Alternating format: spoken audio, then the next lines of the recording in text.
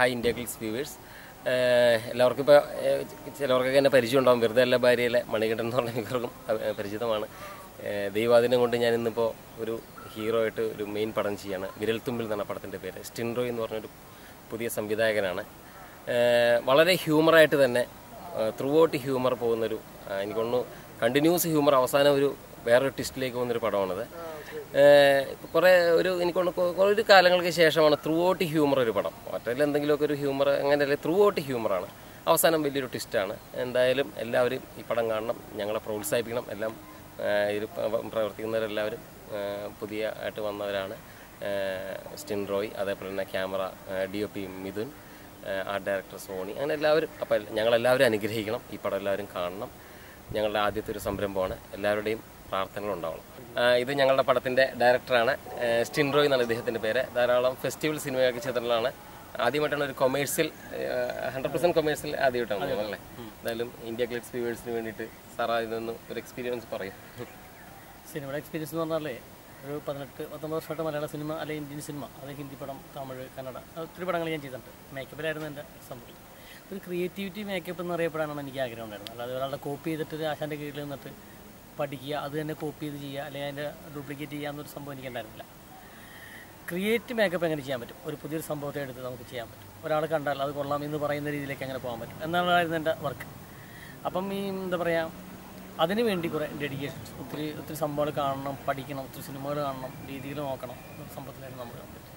ആ ഒരു അവസ്ഥയിലാണ് ഞാൻ വരുന്നത്. അതിനുശേഷം ചെറിയൊരു സബ്ജക്റ്റുകൾ എഴുതി തുടങ്ങി, എന്തെങ്കിലുമൊക്കെ ചെയ്തു തുടങ്ങിയ സമയത്താണ് ഇങ്ങനത്തെ ആശയവുമായിട്ട് ഫെസ്റ്റിവൽ സിനിമയുമായിട്ട് ഞാൻ രംഗത്ത് വരും. അങ്ങനെ ഫെസ്റ്റിവലിൽ സിനിമ പോയി, ഇൻ്റർനാഷണൽ ഫെസ്റ്റിവലൊക്കെ പടം പോയി. അപ്പോഴാണ് നമുക്കൊരു കൊമേഴ്സ്യൽ ചെയ്താൽ എങ്ങനെ ഉണ്ടാവും എന്നുള്ള രീതിയിലാണ് നമ്മൾ ഇന്നത്തെ തലമുറയുടെ ഇന്നത്തെ ഒരു അവസ്ഥ, ഇന്നത്തെ life style change means mobile, ഒത്തിരി ഫാമിലീസിനുണ്ടാകുന്ന പ്രോബ്ലംസ്, അതിന് വ്യത്യസ്തമായിട്ട് ഒരു സബ്ജക്റ്റുമായി ഞാൻ പ്ലാൻ ചെയ്യാം. ആ സമയത്താണ് എൻ്റെ ഇന്നോവേറ്റീവ് ഫ്രണ്ടായ ശ്രീ മണികണ്ഠൻ, അദ്ദേഹത്തോട് ഞാൻ വെറുതെ ഇങ്ങനെ അവതരിപ്പിച്ചു. മണികണ്ഠൻ നമുക്കിങ്ങനെ, അപ്പോൾ ഞങ്ങൾ എല്ലാ ദിവസം വൈകിട്ട് കൂടി സംസാരിക്കും, കഥകൾ പറയും. ബാക്ക്ഗ്രൗണ്ടാണ് ഞങ്ങളുടെ തട്ടം. അപ്പോൾ എന്നോട് പറഞ്ഞു, അന്നൊരു സബ്ജക്റ്റ് കേൾക്കാമെന്ന് പറഞ്ഞു. ഞാൻ ഈ സബ്ജക്റ്റ് പറയാം. ഒരു മൊബൈലിലേക്ക് വിളിക്കുന്നതും സ്ത്രീകൾ വിളിക്കുന്നതും അതുമായിട്ട് ബന്ധപ്പെട്ട് പോകുന്നതും. ഈ സബ്ജക്റ്റിൽ പ്രണയമില്ല, ലവില്ല, അനുരാഗമില്ല, അല്ലാത്ത നിങ്ങൾ ഉദ്ദേശിക്കുന്ന ഒരു വെർഷൻസ് ഇതിനകത്തില്ല. അതിൽ നിന്ന് വ്യതിചലിച്ചിട്ട് വേറൊരു സ്ഥലത്തിലേക്ക് പോയിട്ടാണ് ഈ പടം വരുന്നത്. ഇതിൽ മ്യൂസിക് ഞാൻ ശരത്ത് വരെ പറഞ്ഞത്, പ്രണയമില്ലാത്തൊരു പടം ഞാൻ ആദ്യമായിട്ട് മ്യൂസിക് ചെയ്യുന്നു. ഇദ്ദേഹത്തെക്കുറിച്ച് വേറെ കാര്യം പറയാനുള്ളത്, ഇപ്പം ഞാൻ ഈ വെറുതെ എല്ലാ ഭാര്യയിൽ ചെയ്തിരിക്കുന്ന പല സ്കിറ്റുകളുടെയും പിന്നിൽ പ്രവർത്തിച്ചിരിക്കുന്ന ഇദ്ദേഹമാണ്. അത് നിങ്ങൾ പലതും കണ്ടിട്ടുണ്ടാവും. അപ്പോൾ അത്ര ഒരു കഴിവുള്ളൊരു മനുഷ്യനാണ്. അപ്പോൾ അതുകൊണ്ട് തന്നെയാണ് ഇപ്പോൾ ഇപ്പോഴത്തെ കാലത്ത് അറിയാലോ, സൂപ്പർ സ്റ്റാറുകളുടെ ഡേറ്റ് ഉണ്ടെങ്കിൽ പോലും ഒരു നല്ലൊരു പ്രൊഡ്യൂസറെ കിട്ടാൻ ഇല്ലാത്തൊരു അവസ്ഥയാണ്. ആ സമയത്ത് അദ്ദേഹത്തിൻ്റെ കഥ കേട്ടു 100% ഇത് അദ്ദേഹത്തിന് തന്നെ പ്രൊഡ്യൂസ് ചെയ്യണമെന്നും പറഞ്ഞിട്ട് ഞങ്ങളുടെ ജോസഫ് പനയങ്ങാടൻ എന്ന് പറഞ്ഞ അദ്ദേഹത്തിനോട് ഞങ്ങൾ വളരെയധികം പറഞ്ഞ് ഇതിനകത്ത് നന്ദിയുണ്ട്. അദ്ദേഹം വന്നു സപ്പോർട്ട് ചെയ്ത് ഇപ്പോഴും നിൽക്കുന്നു, അവസാനം വരെ നമ്മുടെ ഒപ്പം നിൽക്കുന്ന ഒരാളാണ്. അതെ, തീർച്ചയായിട്ടും. അദ്ദേഹത്തിന് ഷാജി എന്ന് പറയുന്ന അദ്ദേഹത്തിൻ്റെ ഫ്രണ്ടും, ഒപ്പം അദ്ദേഹത്തിൻ്റെ ക്രൂസ് ഭയങ്കര ഫീൽ ചെയ്തു എനിക്ക്. ആ ക്രൂ കംപ്ലീറ്റ് തൃശ്ശൂരിൽ നിന്ന് അവർ 2 ട്രാവൽ എടുത്തിട്ടൊക്കെ മൊത്തം അംഗങ്ങളൊക്കെ വന്ന സംഭവം ഭയങ്കരമായിട്ട് പാർട്ടിസിപ്പേറ്റ് ചെയ്ത് ഭയങ്കര സന്തോഷമായി. എല്ലാം അതൊരു പ്രോജക്റ്റിന്റെ വിജയത്തിന്റെ പിന്നിലുള്ള പ്രാർത്ഥനയാണ്. തീർച്ചയായിട്ടും ഒരു വിജയത്തിന് വേണ്ടി ഞങ്ങൾ എന്തായാലും, അതും പുതുമുഖങ്ങളെ വെച്ചിട്ടാണ് അദ്ദേഹം ഒരു പരീക്ഷണത്തിന് തയ്യാറാവുന്നത്. അപ്പോൾ ആ സബ്ജക്റ്റിന്റെ അദ്ദേഹത്തിനുള്ള ആ സബ്ജക്റ്റിനോടുള്ള വിശ്വാസ്യതയാണ് അത്. എല്ലാവരും ഞങ്ങളെ അനുഗ്രഹിക്കണമെന്ന് മാത്രമേ ഞങ്ങൾക്ക് പറയാനുള്ളൂ. പ്രാർത്ഥിക്കണം. ഹായ് ഇന്ത്യ ക്ലിക്സ് വ്യൂവേഴ്സ്, ഞാൻ അഡ്വക്കേറ്റ് NC മോഹനൻ. റോയ് സംവിധാനം ചെയ്യുന്ന വിരൽത്തുമ്പിൽ എന്ന സിനിമയിൽ ഒരു സൈക്യാട്രിസ്റ്റായി അഭിനയിക്കുന്നു. സമകാലീന സംഭവങ്ങളെ കോർത്തിണക്കി ഏറ്റവും മനോഹരമായ വിധത്തിലാണ് ശ്രീ റോയ് ഈ ചിത്രം തയ്യാറാക്കിയിട്ടുള്ളത്. ഓരോ വ്യക്തിയുടെയും ജീവിതത്തിൻ്റെ അവിഭാജ്യ ഘടകമായിട്ടുള്ള മൊബൈൽ മനുഷ്യബന്ധങ്ങളിൽ എങ്ങനെയാണ് സ്വാധീനം ചെലുത്തുന്നത് എന്നതിൻ്റെ ദൃഷ്ടാന്തമായി ഈ ചിത്രം പുരോഗമിക്കും. ഈ ചിത്രം എല്ലാവരും കാണണം. ഇതിൻ്റെ എല്ലാ പ്രവർത്തകരെയും അനുഗ്രഹിക്കണം. ഈ ചിത്രം വിജയിപ്പിക്കുന്നതിന് വേണ്ടി എല്ലാവരുടെയും പിന്തുണയും സ്നേഹവും അഭ്യർത്ഥിക്കുന്നു. ഞാൻ SA രാജശേഖരൻ. ഒരുപാട് പടങ്ങളിൽ ഏകദേശം ഒരു 200 പടത്തിൽ കൂടുതൽ ഞാൻ വർക്ക് ചെയ്തിട്ടുണ്ട്. പിന്നെ പറയേണ്ട കാര്യമില്ലല്ലോ, എല്ലാവർക്കും അറിയാം. റോയ് എന്ന് പറയുന്ന മേക്കപ്പ് മാൻ, അതായത് നമ്മുടെ ഞാനൊക്കെ വർക്ക് ചെയ്തെന്ന് പറഞ്ഞാൽ ഏകദേശം നമ്മുടെ MO ജോസഫ് MO ദേവസ്യ, ജോസഫല്ല MO ദേവസ്യ, അവിടെ പോലും ഞാൻ വർക്ക് ചെയ്ത് തുടങ്ങിയിട്ടുള്ളതാണ്. പിന്നെന്ത് പറഞ്ഞാൽ ഞാനിതിൽ നല്ലൊരു കഥാപാത്രം ചെയ്യുന്നു. വിരൽത്തുമ്പിൽ എന്ന് പറയുന്നത് എന്താണെന്നുള്ള സബ്ജക്റ്റ് പോലും നമുക്ക് അറിഞ്ഞുകൂടാ.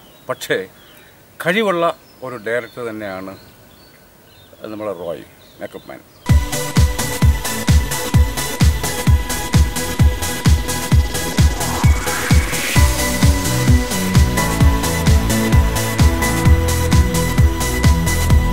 ഞാൻ അവിര റബേക്ക.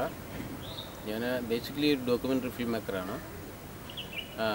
ഞാൻ 2 ഫീച്ചർ ഫിലിം ചെയ്തിട്ടുണ്ട്. ഒന്ന് തകർച്ചണ്ട, രണ്ടാമത് പിക്മാൻ. ഈ എൻ്റെ അടുത്ത പ്രോജക്റ്റ് എൻ്റെ സ്ക്രിപ്റ്റ് നടന്നുകൊണ്ടിരിക്കുകയാണ്. എൻ്റെ സിനിമയുടെ പേര് ഇന്നകലുകൾ എന്നാണ്. മാനന്തവാടി അല്ലെങ്കിൽ നമ്മുടെ ആ ഏരിയയിലുള്ള ഒരു കുറിച്യർ ഭാഗത്തിലുള്ള ഒരു കൃഷിക്കാരൻ്റെ കഥയാണ്. Hi, welcome to India Glitz. Good evening everybody. ഞാൻ ട്രീസ, അനാമിക ട്രീസ.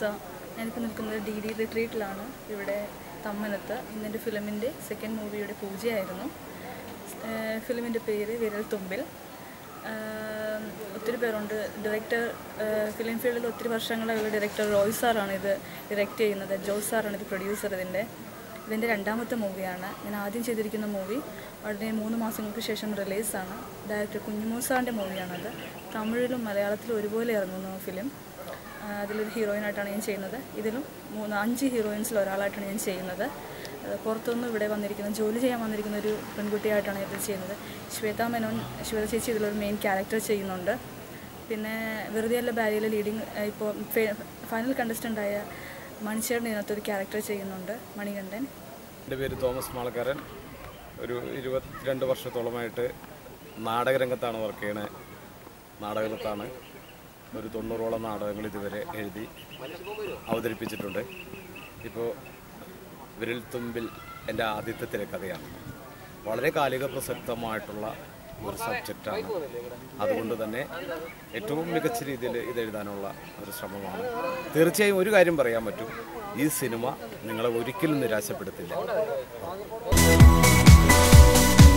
എന്നോട് റോയി കഥയുടെ ഒരു ചെറിയ സാരാംശം ത്രെഡ് പറയുകയുണ്ടായി. അപ്പൊ അത് ഞാൻ പങ്കുവച്ചാൽ പിന്നെ അതിൻ്റെ ഒരു സിനിമ കാണുന്നവരുടെ ആ താല്പര്യത്തിൽ കുറവുണ്ടാവുകയാണ് ചെയ്യുക. എന്നാലും ഒരു കാര്യം ഞാൻ സൂചിപ്പിക്കാൻ ഉദ്ദേശിക്കുന്നത്, ഒരു നന്മയുടെ തീമാണ് അദ്ദേഹം സമൂഹവുമായി പങ്കുവയ്ക്കാൻ ആഗ്രഹിക്കുന്നതെന്ന് ഇവിടെ സൂചിപ്പിക്കുകയുണ്ടായി. മൊബൈൽ ഇപ്പോൾ സിനിമയിലൊരു പ്രധാന കഥാപാത്രമാണ്.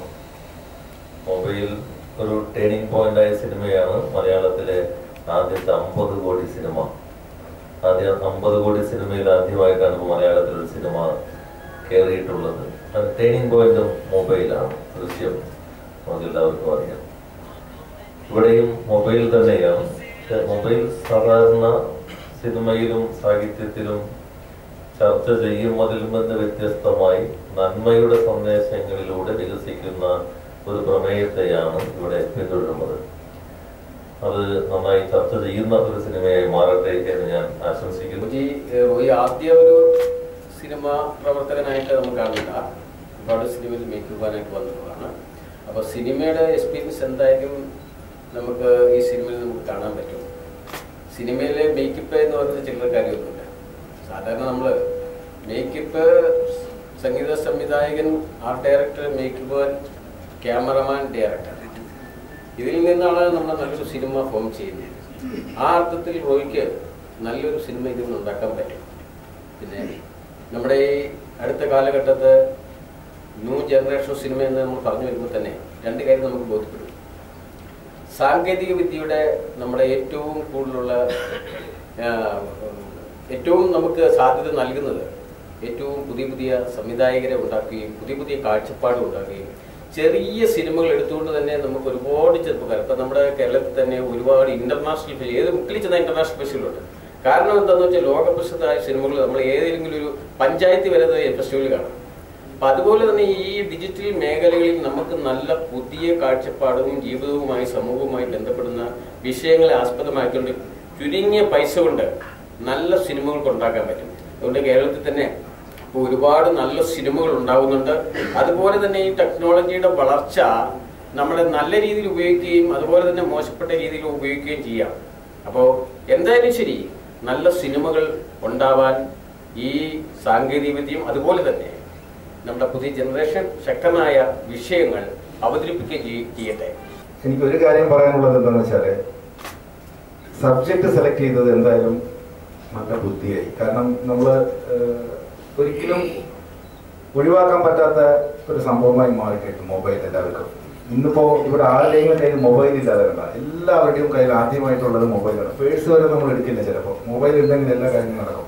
അപ്പോൾ ആ ഒരു സംഭവത്തിനെ മെയിനായിട്ട് ഉൾക്കൊണ്ട് റോയ് ഈ സബ്ജക്റ്റ് മുന്നിൽ വെച്ചത് വളരെ ബുദ്ധിയാണ്.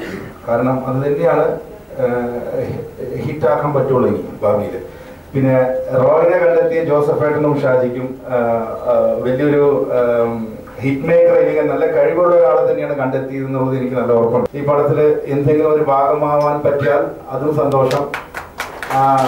എനിക്ക് എല്ലാവരും മനസ്സ് നിറഞ്ഞ എല്ലാ ആശംസകളും ഞാൻ റോയ്ക്ക് തരുന്നു.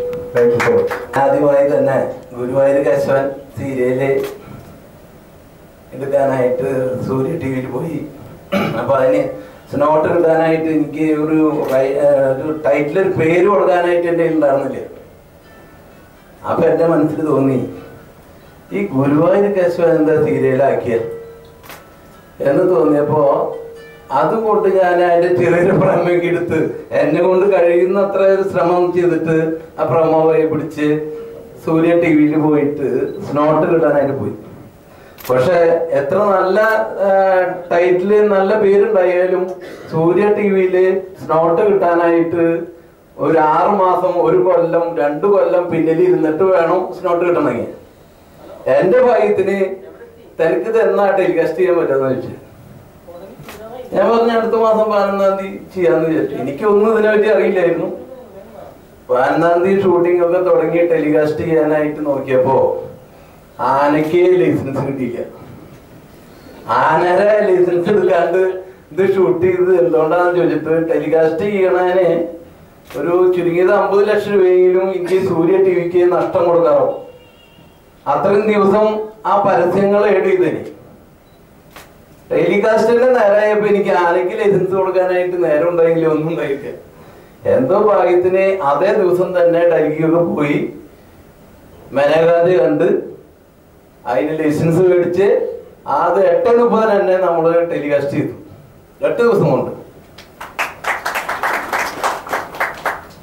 അത് 101 ദിവസമാണ് അത് നമ്മൾ കളിച്ചത്. പിന്നെ എൻ്റെ പിന്നെ എനിക്ക് തോന്നിയ സിനിമ പിടിക്കാനായിട്ട് അത് ഭഗവതിപുരാണ്. അതിൽ നല്ലൊരു ക്യാരക്ടർ ഞാൻ അഭിനയിച്ചിട്ടുണ്ട്, നായികയുടെ അച്ഛനായിട്ട്.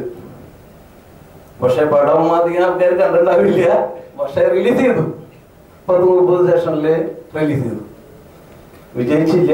CD ഇപ്പോൾ ഉണ്ട്, CD എല്ലായിടത്തും കിട്ടും. അങ്ങനെ ഇരിക്കുമ്പോഴാണ് റോയ് എൻ്റെ അടുത്ത് വന്ന് മുട്ടണം. റോയ് എൻ്റെ അടുത്ത് വന്ന് മുട്ടിയപ്പോ റോയിയുടെ സബ്ജക്റ്റ് ഒന്ന് കേൾക്കാം. വെറുതെ ഒരു സെക്കൻഡ് ഉള്ളതാണ്. റോയ് ഇതൊക്കെ പറഞ്ഞപ്പോ എനിക്ക് തോന്നി നല്ല സബ്ജക്റ്റ് ഉണ്ടോ, റോയ് പേടിക്കണ്ട, നമുക്ക് ചെയ്യാം. റോയ് ഇത് പേടിക്കണ്ട, നമുക്ക് ചെയ്യാം. അങ്ങനെ റോയുടെ കാറിന്റെ ഉള്ളിൽ നിന്ന് ഇറങ്ങാമോ, നിങ്ങൾ ഇറങ്ങിയ എന്താ നീ ഒരു 101 രൂപ തന്നെ കൈ പിടിക്കും. അങ്ങനെ റോയ്ക്ക് 101 രൂപ അത് ഒരു മാസം അവിടെ മുണ്ടൊരു പള്ളിയുടെ മുമ്പിൽ വെച്ചിട്ട് തന്നെയാ അത് കൊടുത്തത്. ഇതൊക്കെ ചെയ്തെങ്കിലും നമ്മള് ദൈവസന്നിധിയിൽ വെച്ചിട്ട് തന്നെ റോയ്ക്ക് അത് കൊടുത്തതും ആ സബ്ജക്റ്റും നല്ല സബ്ജക്റ്റിനെ അവിടെ വെച്ചിട്ട് തന്നെ കേൾപ്പിച്ചതും. പക്ഷെ എല്ലാവരെയും പ്രാർത്ഥനയാണ് എനിക്ക് നിങ്ങളുടെ ആവശ്യം. ഫൈനൽ കണ്ടസ്റ്റന്റ് ആണ് ഞാനിപ്പോ. അത് കണ്ടുകൊണ്ടാണ് റോയ് സാർ എന്നെ വിളിക്കാൻ കാരണം. ഇതൊരു നല്ലൊരു ഹ്യൂമറായിട്ട് പോകുന്ന ഒരു മൂവിയാണ്. പിന്നെ എല്ലാവരും ചോദിക്കാറുണ്ട് മണികണ്ഠനാണ് ഹീറോ എന്നൊക്കെ പറഞ്ഞപ്പോൾ റോയിനോട് ചോദിച്ചു ഇങ്ങനെ ഒരാളെ വെച്ച് സിനിമ എടുക്കണം. പക്ഷെ കഥ കേട്ട് കഴിഞ്ഞപ്പോൾ എല്ലാവർക്കും ഇത് ഇയാൾ തന്നെ ചെയ്യണം, ഇയാൾ ചെയ്താൽ ഈ പടം ശരിയാവുള്ളൂ എന്ന് പറയുന്നൊരു സംഭവമാണ്. ഇതിൽ ശ്വേതാജി അഭിനയിക്കുന്നുണ്ട്, പിന്നെ അസാലാം കാശ്മീരിലെ നായിക എൻ്റെ കൂടെ അഭിനയിക്കുന്നുണ്ട്. അങ്ങനെ കുറേ പേര് അഭിനയിക്കുന്നുണ്ട്. ഇവരുടെ കൂടെയൊക്കെ ഒരു പടം ചെയ്യാൻ പറ്റുന്നതിന് വലിയൊരു ഭാഗ്യം. അത് റിയാലിറ്റി ഷോയിലൂടെ പിന്നെ മനോരമയിലെ തന്നെ പ്രസാദ് പ്രസാദുണ്ട്. എന്തായാലും എല്ലാവരും അനുഗ്രഹിക്കണം. ആദ്യത്തെ ഒരു സംരംഭമാണ്, എല്ലാവരുടെയും പ്രാർത്ഥന ഉണ്ടാവും. അത്ര എനിക്ക് പറയാനുള്ളൂ. അന്നൊക്കെ നമ്മൾ പറയുന്നുണ്ട് സിനിമ കാണാൻ ഫ്രണ്ടിലിരിക്കാനുള്ള അവസരം കൊണ്ടാണ്, ബാക്കിലിരിക്കാനുള്ള അവസരം കൊണ്ടാണെന്ന് പറയുന്നത് ഞാൻ സിനിമയ്ക്കുള്ളിലെത്തി. എൻ്റെ നാട്ടുകാർക്ക് ഒന്നും വിശ്വസിക്കാൻ പറ്റില്ല. സാഹിത്യം പറഞ്ഞില്ല, ഞാനൊക്കെ പറഞ്ഞ പോലെ ഞാനൊന്ന് മിമിക്രി രംഗത്ത് വരുമ്പോഴും ഇവരൊക്കെ എനിക്ക് സപ്പോർട്ട് ചെയ്യും. സത്യം പറയട്ടെ, രാഷ്ട്രീയ പരിപാടികളിൽ ഞാൻ വ്യക്തമായിട്ട് പറയാം, CPM-ന്റെ പ്രോഗ്രാമിൽ കഥാപ്രസംഗം പറയാൻ വന്നിട്ടുണ്ട്. കാരണം അങ്ങനെയൊക്കെയാണ് എൻ്റെ വരവ്. അപ്പോൾ അവർ സപ്പോർട്ട് ചെയ്യുന്നതുകൊണ്ടാണല്ലോ ഞാൻ കഥ പറയുന്നത്, അല്ലെങ്കിൽ അവർ വിളിക്കില്ല എന്താണ്. അങ്ങനെയാണ് എൻ്റെ വരവ്. ഞാൻ പഠിക്കുന്ന സമയത്ത് കലാപ്രതിഭയായിരുന്നു, പക്ഷെ അതൊന്നും സിനിമയായിട്ട് ബന്ധമില്ല. ഇങ്ങനെ വരുന്നുള്ള പ്രതീക്ഷ ഉണ്ടായിരുന്നില്ല. പക്ഷെ സിനിമയിൽ വരണമെന്നുള്ള മോഹമായിട്ട് നടന്ന് സത്യം മോഹൻലാൽ പറഞ്ഞ പോലെ നമ്മൾ എത്തിപ്പെട്ടു.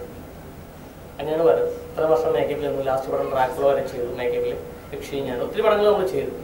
ക്രിയേറ്റിവിറ്റി മേക്കപ്പിനായിരുന്നു എനിക്ക് കൂടുതൽ താല്പര്യം, അല്ലാതെ എന്തെങ്കിലും ചെയ്യാന്നുള്ളതല്ല. നമ്മൾ ചെയ്യുന്ന പ്രോഡക്റ്റിൽ നമ്മൾ എന്ത് ചെയ്തു എന്നുള്ളതിനാണ് കാര്യം. ഡയറക്റ്റ് ചെയ്യുന്നവരാണ്. അങ്ങനെ ചെയ്താണ് നമ്മൾ ഇൻഡസ്ട്രി പിടിക്കുന്നത്. അപ്പം അതുകൊണ്ട് അവിടെ നിന്ന് ഒരു ട്വിസ്റ്റ് എന്ന് പറഞ്ഞ പോലെ ഡയറക്ഷൻ സംവിധാന ഭാഗത്തിലേക്ക് വന്നപ്പോഴാണ് എനിക്കിത് റിസ്ക് മനസ്സിലായത്. ഒരാൾ സംവിധാനം ചെയ്യുമ്പോൾ നമ്മൾ ഒത്തിരി പേര് കുറ്റം പറയാൻ ചെയ്യാറുണ്ട്, കംപ്ലൈൻറ്റ് പറയാൻ ചെയ്യാറുണ്ട്. പക്ഷെ അവരുടെ ടെൻഷൻസ് ഇന്നലെ ഒറ്റ രാത്രിയോടെ എനിക്ക് മനസ്സിലായി. എന്തായിരിക്കും സംവിധാനം എടുക്കുന്ന എഫേർട്ട്, ടെൻഷൻസ്. അത് ഇന്നലെ ഒറ്റ രാത്രി കൊണ്ട് ഞാൻ ടെൻഷൻ അടിച്ചു. ഒരാളെ പോലും ഞാൻ അറിയിക്കാതെ ഇത്ര നേരം കൊണ്ടുവന്ന ടെൻഷനാണ്. MP സാർ വന്നു, ഇവരെല്ലാവരും വന്നപ്പോഴാണ് നമ്മുടെ ടെൻഷൻ കുറച്ച് കുറയുന്നത്. അപ്പം നിങ്ങൾ മനസ്സിലാക്കുക, ഏറ്റവും കൂടുതൽ ടെൻഷൻ ആൾക്കാർ പറയും സിനിമയല്ലേ വെറുതെ സിമ്പിളായിട്ട് ചെയ്യാം, കാശ് മേടിച്ചിട്ട് പോകാം. ഇല്ല, പണിയാണ്, അന്യായ പണിയാണ്. EM സാർ പറഞ്ഞ പോലെ അഡ്വക്കേറ്റിന്റെ ഓഫീസിൽ എനിക്ക് എഴുതാൻ സ്ഥലം തന്നേക്കുക, ആരെങ്കിലും തരും. അവർ കോർട്ടിൽ പോകുമ്പോൾ ഞാനിരുന്ന് എഴുതുക. അത്രയും സപ്പോർട്ട് ചെയ്ത് എനിക്ക് വൈകിട്ട് വന്ന് ചായയൊക്കെ വാങ്ങി തരും, ഭക്ഷണം വാങ്ങി തരും, കഴിച്ചിട്ട് പണിയെടുത്താൽ മതി എന്ന് പറഞ്ഞ് അത്രയും എഫേർട്ട് എടുപ്പിച്ചൊരു സബ്ജക്റ്റ് ഞാൻ ഫുൾ എഴുതി. എൻ്റെ വൈഫ് എഴുതിയ 12 വരി കവിതയാണ് ആ സിനിമ എഴുതി വെച്ചിരിക്കുന്ന സിനിമ. ഒരു കുട്ടി രാവിലെ എഴുന്നേറ്റിട്ട് കണ്ണു തിരിഞ്ഞ് നോക്കുമ്പോൾ, 12 വയസ്സുള്ള കുട്ടി നോക്കുമ്പോൾ, ഇന്നലെ മാളുവെച്ചിക്ക് അച്ഛൻ വളം വാങ്ങി കൊടുത്തല്ലോ, അപ്പം എന്താ എനിക്ക് വാങ്ങി തരാൻ? അപ്പം എനിക്ക് അച്ഛനില്ല. എനിക്ക് അച്ഛനുണ്ടല്ലോ, പക്ഷെ എൻ്റെ അച്ഛനില്ലല്ലോ, എൻ്റെ അടുത്തില്ലല്ലോ. അപ്പം എൻ്റെ അച്ഛനാരാ? ആ അച്ഛൻ അന്വേഷിച്ച് നടക്കുന്ന ഒരു സബ്ജക്റ്റാണ് എൻ്റെ വൈഫ് എഴുതിയത്. വൈഫ് MA പേര് കോളേജ് ലെക്ചറാണ്. അവരെഴുതിയ ആ കവിതയാണ് ഞാൻ സിനിമയാക്കി എഴുതി വെച്ചിരിക്കുന്നത്. അത് പിന്നീട് എപ്പോഴും നമുക്ക് ചെയ്യും. അപ്പം അങ്ങനെയുള്ള രീതികളാണ് നമ്മളുടെ പോക്കുകളും വരവുകളും. അതിൻ്റെ വിജയത്തിനാണ് എനിക്ക് നമ്മുടെ സാറിന് കിട്ടിയത്, സാറിന് ഒപ്പം ഷായി സാറ്, ഇവർ ഈ ക്രൂസ് എല്ലാം കിട്ടിയത്. അവിടെ എല്ലാവരും പ്രത്യേകം നന്ദി പറഞ്ഞോളൂ. ഒരിക്കലും നന്ദി പറഞ്ഞാൽ തീരില്ലെന്ന് എനിക്കറിയാം.